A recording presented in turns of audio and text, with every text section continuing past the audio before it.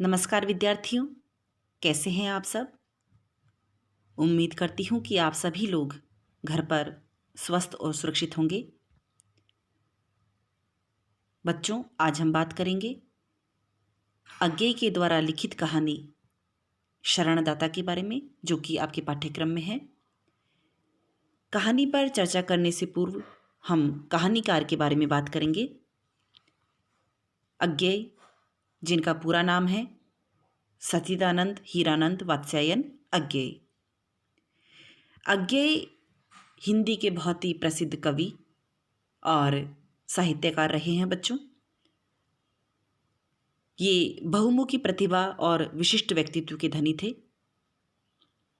हिंदी साहित्य में उन्हें कवि, कथाकार, निबंधकार और शैलीकार के रूप में जाना जाता है। हिंदी साहित्य में प्रयोगवाद और नई कविता जैसी काव्यधारा को प्रतिष्ठित करने वाले कवि अज्ञेय ही थे। अगर हम कहानीकार के रूप में इन्हें देखते हैं तो हिंदी कहानी क्षेत्र में मनोविश्लेषणवादी कहानी लेखकों में अज्ञेय का नाम उल्लेखनीय है। इन्होंने मनोवैज्ञानिक कहानियाँ अधिकतर लिखी हैं। अज्ञेय ने व्यक्ति के परिवेश और संघर्ष को अपनी कहानियों में उकेरा है। इन्होंने अपनी कहानियों में क्रांतिकारी जीवन के, जेल यात्रा के, सैनिक जीवन के, देश विभाजन और प्रेमानुभूतियों के प्रसंगों को रूपायित किया है। बच्चों, अज्ञेय ने हिंदी कहानी को बौद्धिक एवं वैचारिक आधार प्रदान किए तथा प्रतीकों एवं बिंबों के प्रयोग में उन्होंने वृद्धि की। शिल्प और संवेदना की दृष्टि से इनकी जो कहानियां हैं वो कलात्मक और जीवन से जुड़ी हुई हैं। अज्ञेय की कुछ प्रसिद्ध कहानियों के नाम यहाँ पर मैं ले रही हूँ, जैसे रोज, खितिन बाबू, पुलिस की सीटी, हजामत का साबुन, कोठरी की बात आदि। बच्चों, अज्ञेय की जो कहानियाँ हैं वो मानव मन की सूक्ष्म अंतर्वृत्तियों की मार्मिक व्यंजना और संवेदनशीलता की दृष्टि से बेजोड़ मानी जाती है। अगर हम बात करें शरणदाता कहानी के बारे में, जो कि आपके पाठ्यक्रम में है, तो इस कहानी को लिखने के पीछे लेखक का जो मुख्य उद्देश्य है वो यह था। शरणदाता कहानी का मूल उद्देश्य सांप्रदायिकता एवं धार्मिक कट्टरता के कारण मानवीय मूल्यों के ह्रास के प्रति चिंता व्यक्त कर उसका विरोध प्रदर्शित करना है। इसमें मानवीय मूल्यों की रक्षा करना और मानवतावादी आचरण कर साहस के साथ विद्वेष का विरोध करना, यह संदेश व्यक्त हुआ है। कहानी जो है बच्चों, वह भारत पाक विभाजन की पृष्ठभूमि पर लिखी गई कहानी है। यह विभाजन के समय जो सांप्रदायिक कटुता और धर्मांधता थी, जो द्वेष था, उसको यह कहानी प्रकट करती है।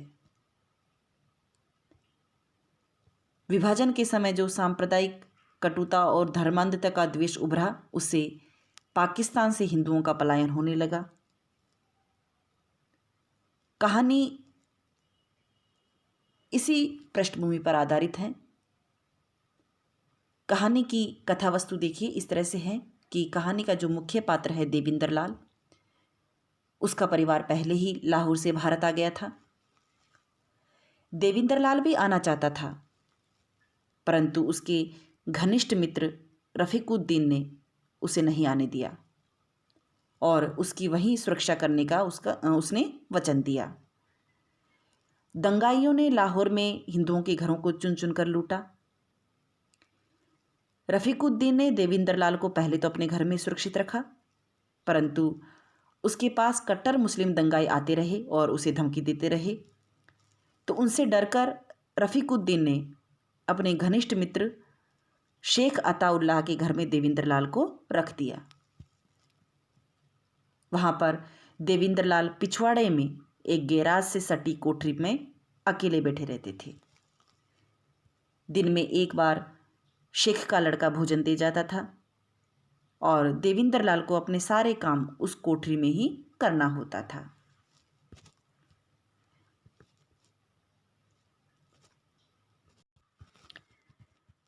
उस कोठरी में देविंदर लाल का अगर कोई साथी था तो एक बिलार था, जिसे देविंदर लाल बचा हुआ खाना खिलाता था। उस कोठरी में अकेले रहते देविंदर लाल को शेख अताउल्ला के घर के लोगों की बातचीत साफ सुनाई देती थी।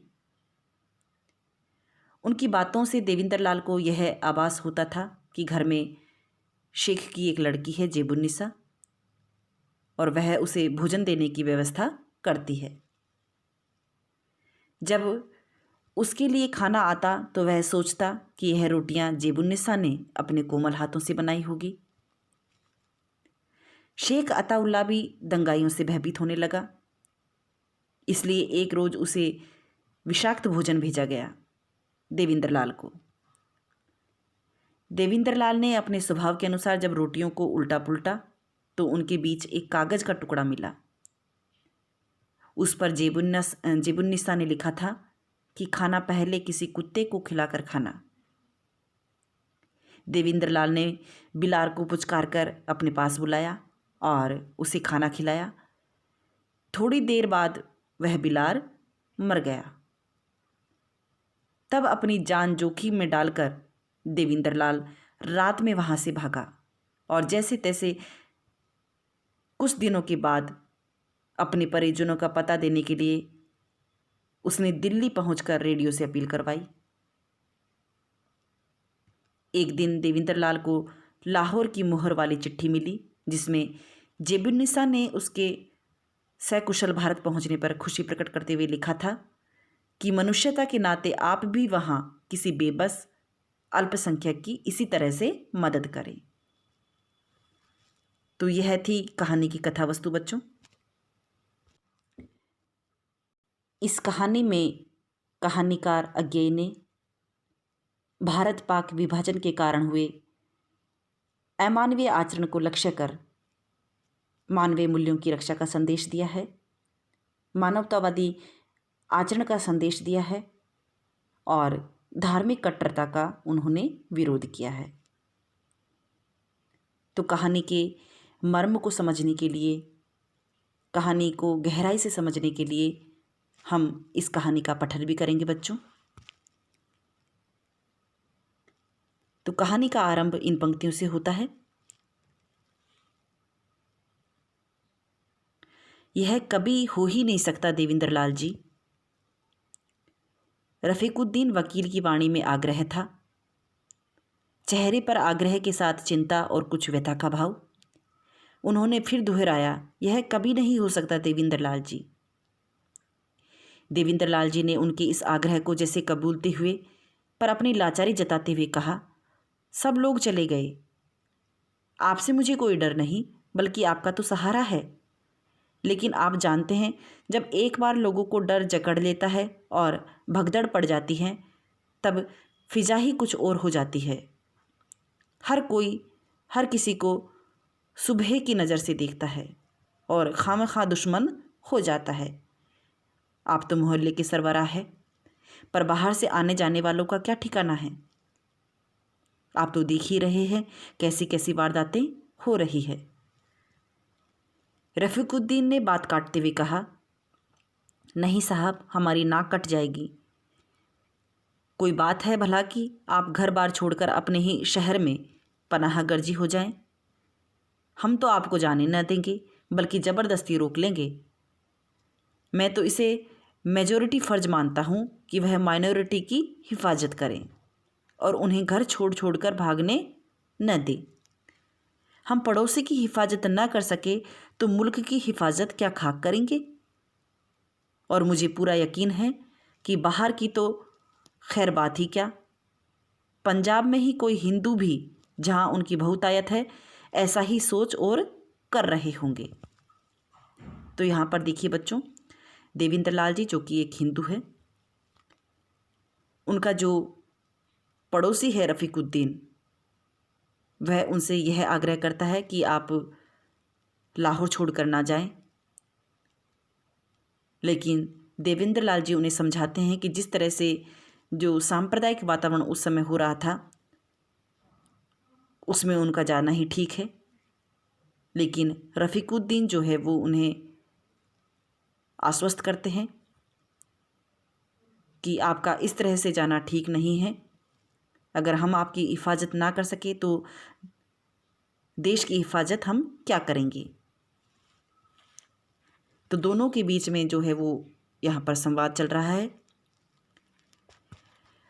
आप न जाइए, आपकी हिफाजत की जिम्मेदारी मेरे सिर। बस। देवेंद्र लाल के पड़ोस के हिंदू परिवार धीरे धीरे एक एक करके खिसक गए थे।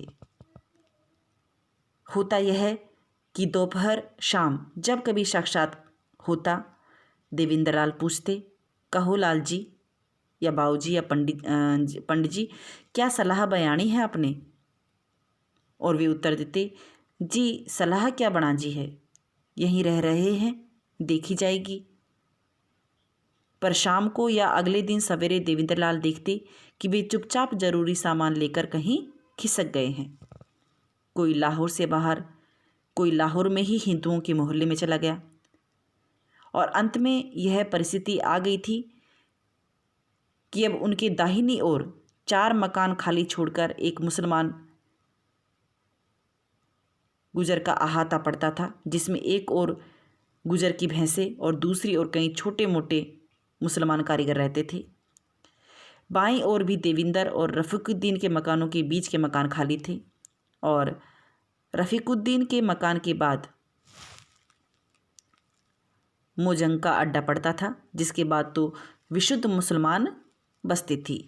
यानी देखिए बच्चों, जो हिंदू लोग थे वो धीरे धीरे वहाँ से निकल रहे थे क्योंकि वो वहाँ पर सुरक्षित महसूस नहीं कर रहे थे।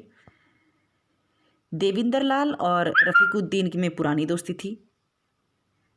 अंत में जब एक दिन देवेंद्र लाल ने जताया कि वह भी चले जाने की बात पर विचार कर रहे हैं, तब रफ़ीकुद्दीन को धक्का लगा और उन्होंने व्यथित स्वर में कहा, देवेंद्र लाल जी आप भी?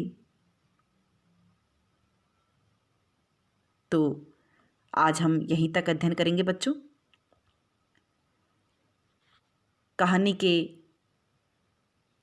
कहानी का जो अध्ययन है वो हम आगे की वीडियो में करेंगे। आज के लिए इतना ही। धन्यवाद।